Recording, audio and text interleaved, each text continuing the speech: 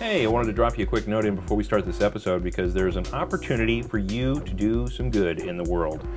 On the right-hand side of the page at IamSpirituality.com, you'll see a link to a nomination and voting process for the 2011 Podcast Awards.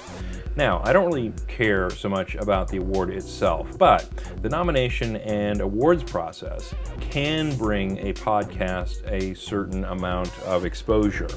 And I put this podcast out for folks who want to know more about inner peace and spirituality and the pain and suffering process that blocks them from that. But a lot of people don't know that we're here. And so if we get nominated and possibly even get an award, then that just creates a lot of exposure for the people who may want to have this type of message. Of course, we don't shove it on anybody or force it on anyone, but we want to put it out there for the people who want that type of information. So if you could, I put this out for you guys for free. I don't ask very much. Stop by IamSpirituality.com, click on the link, nominate/vote for us. You can vote once a day after the nomination process ends. And of course, you can vote for your other favorite podcasts there as well. And, you know, maybe we can get a little bit of exposure on this thing and help some folks that you don't even know. And don't forget to pass this on to your friends as well. Anyway, hope you guys are having a great day. On with this episode. Hey! Short episode this week. My family and I are mid-move to North Carolina, and what I've got for you this week won't take a whole lot of time anyway. We're going to introduce a new component to the Body, Mind, Spirit model called awareness, and it's actually going to be a pretty cool addition. And we're going to discuss how we can control our awareness so that we may become more awakened and eventually enlightened. So you got that going for you, which is nice. Go.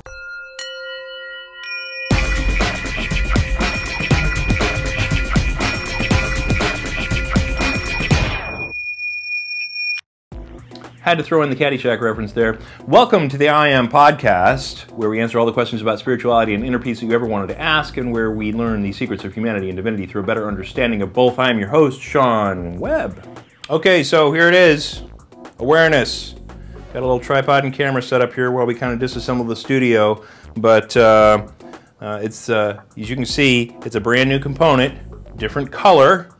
No lines connecting it to anything in the Body, Mind, Spirit model because our awareness really isn't attached to anything. It kind of moves, it kind of floats depending on what it's paying attention to. From the Body, Mind, Spirit model perspective, awareness is basically going to be defined as whatever we're noticing at the moment, or the things that we're focused on in any one instance.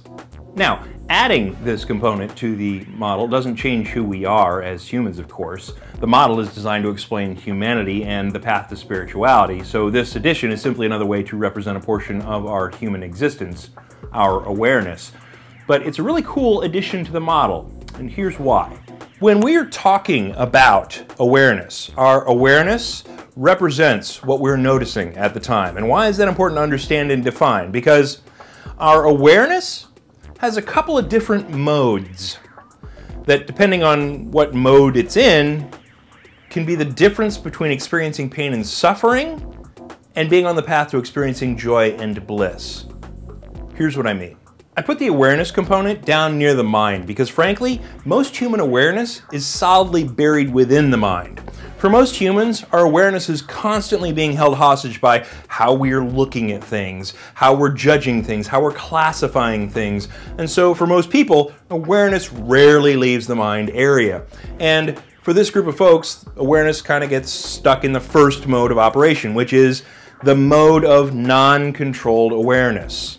Now, non-controlled awareness is the path of the unconscious person. Non-controlled awareness allows for our awareness to be distracted by whatever is making the most noise, which is usually the mind. As babies, we start out with non-controlled awareness. Whatever makes the most noise gets our attention. It's only later that we start to learn to control our awareness a little, but unfortunately, most of us don't make it a habit, and we let our awareness slip into its uncontrolled state where it listens to whatever is making the most noise, usually the mind. And because of this, by default, awareness hangs around the mind because the mind makes the most noise. And our awareness is taken by that noise, listening to all that mental processing, watching all the emotional turmoil, getting caught up in the drama of it all. It's like our own little soap opera. And so as a result, awareness doesn't usually pay attention to the body until to a point where, maybe the body gets injured or sick, maybe.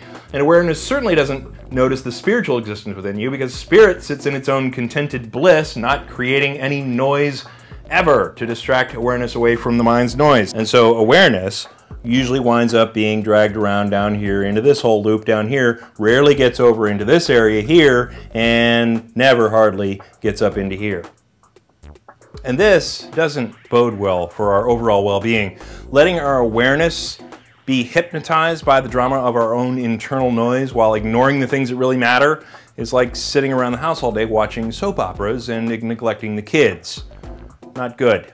So what we need to do constantly is throw our awareness into its second mode, because there is an alternative mode for awareness, which is called the controlled mode of awareness. And this is the path of the more conscious person.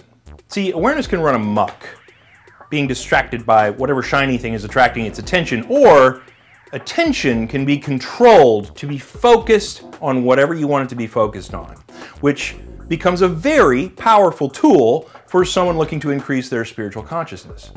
People who meditate are practicing conscious control of their awareness.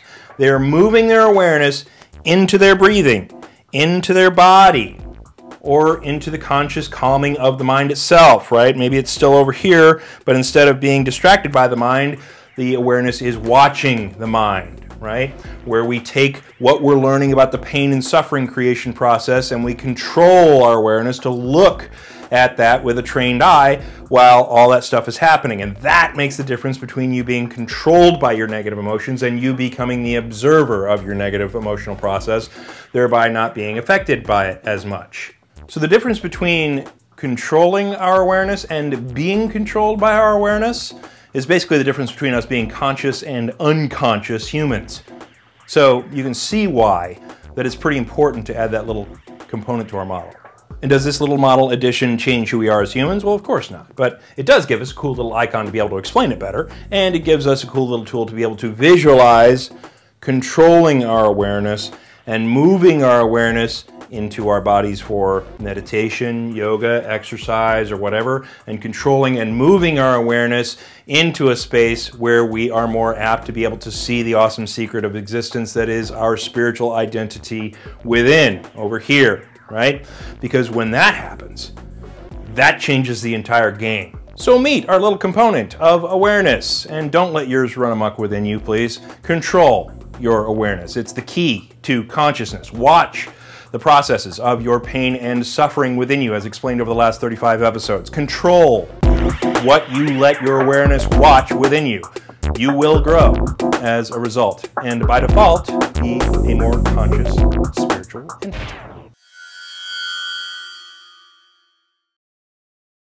And so to go a little bit old school on you with some homework this week. Yeah, I know I haven't given you homework in forever.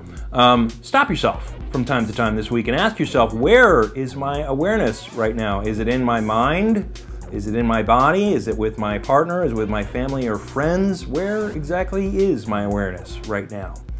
And just the simple task of asking that question will bring your awareness right back into control and allow you to make the transition from being unconscious, where your mind is controlling your awareness, into consciousness, or a higher consciousness where you are controlling your awareness and you are deciding what to look at and how to look at your mind, rather than having your mind create awareness as your slave, right? So anyway, that's all for this week. Wish me luck on my move. I hope things are going well. Know that I love you. Talk to you next week. Peace.